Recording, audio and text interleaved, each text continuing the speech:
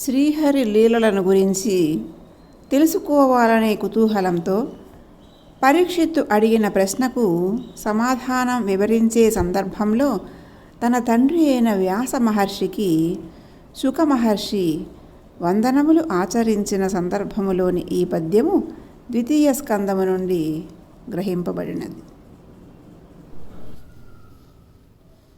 మానధనుల్ మహాత్ములు సమాధి నిరూఢులు యన్ముఖాంబుజ ధ్యానమరందపానమునన్ ఆత్మభయంబుపాసి ముక్తులై లూనతనొందరటి మునిలోక శిఖామణికిన్ విసంకట జ్ఞానతమో నభోమణికి సాధుజనాగ్రనికేను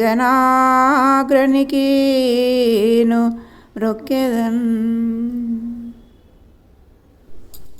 భావం: మానమే ధనముగా గలవారు, మహనీయులు, సమాధినిష్ఠులు ఏ మహామహుని ముఖపద్మ ధ్యానమనే తేనెను ఆస్వాదిస్తూ భయరహితులై భవబంధ విముక్తులై ప్రకాశిస్తారో అట్టి మునిజన మకుటాయమానుడు గాఢమైన అజ్ఞానము అనే చీకటికి సూర్యుని వంటివాడు, శిష్ఠులలో ప్రధానుడు అయిన వ్యాస భగవానునికి నమస్కరించెదను.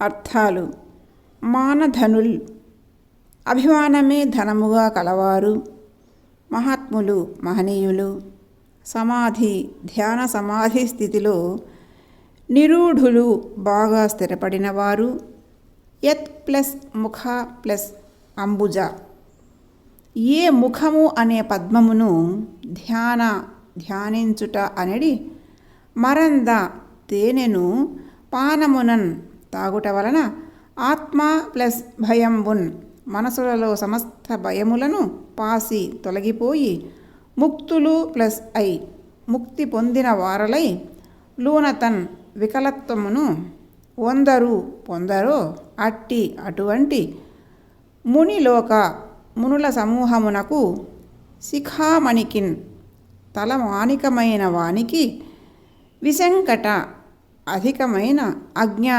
అజ్ఞానము అను తమస్ చీకటిని పోగొట్టు నభః ఆకాశపు మణికిన్ సూర్యునికి సాధుజనులలో అగ్రనికిన్ పెద్దవానికి నేను మ్రొక్కెదన్ నమస్కరించెదను.